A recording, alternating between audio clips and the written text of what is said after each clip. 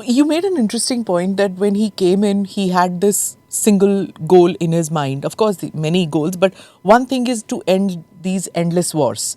America's involvement in these endless wars. That was one of his earliest thing. Then, of course, comes in that Nobel le aao, ye le aao, wo le aao. All that is there, of course.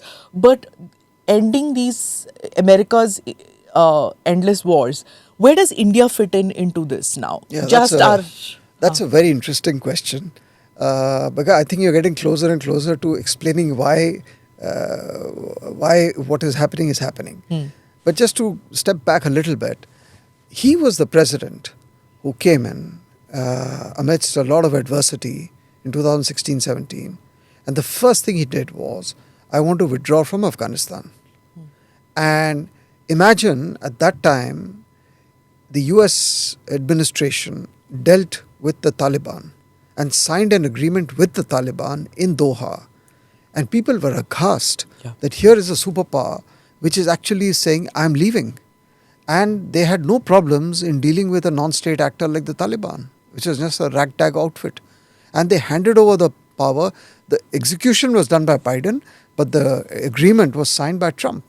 So this thing about America getting enmeshed in these kind of endless wars is very much, if you're trying to, let's say, understand Trump to the extent that is possible, one of the strands, I think, of his psychology is this, that, or some element of consistency, that he actually wants to get out of these endless wars.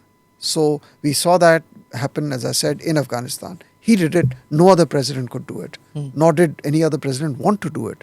And it was extremely unorthodox. And he used Qatar. He used Pakistan. He spoke to Russia. He spoke to China. It didn't matter to him. His objective was to get out. Now, in this presidency, he has been saying, even in this election campaign, that America is getting overstretched. You know, he doesn't put it in the diplomatic language, but you can see, because he's basically a businessman, he's a real estate developer and so on. But you can make out what he's saying is, look, I think we've been getting stuck in all these wars.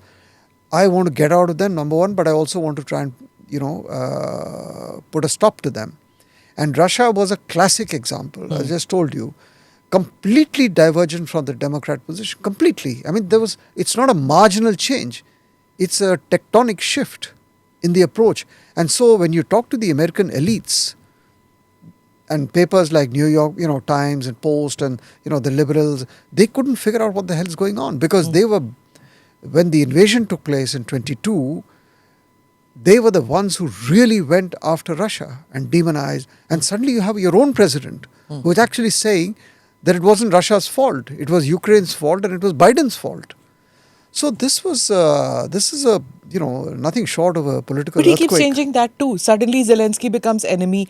Within a week, he's back to talking with them. He's back to arming Ukraine. Yeah, but I think these are tactical day-to-day shifts. But let's not forget the strategic goal. And I think that he seems to be very consistent of getting this war ended, finding a ceasefire. And by the way, the justification, whatever he's giving is giving, but within his coterie, in inner circles, you have two strands of people who are giving the ideological justification for this approach. One are the ideologues, the strategists, who believe that if you can succeed in ending the war and winning Russia over, or giving Russia some space, you have at least half a chance of extricating them from the Chinese embrace.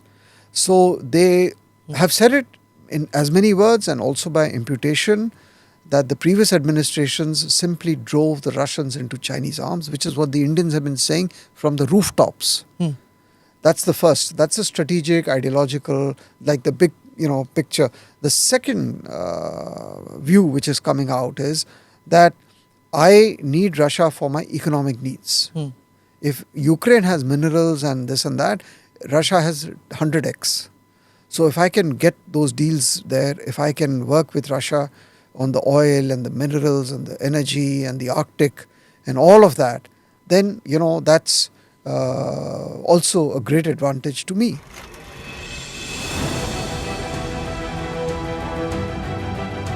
Namaste, Jai Hind. You're watching ANI podcast with Smita Prakash. अगर हम उसको मस्जिद कहेंगे तो फिर विवाद होगा।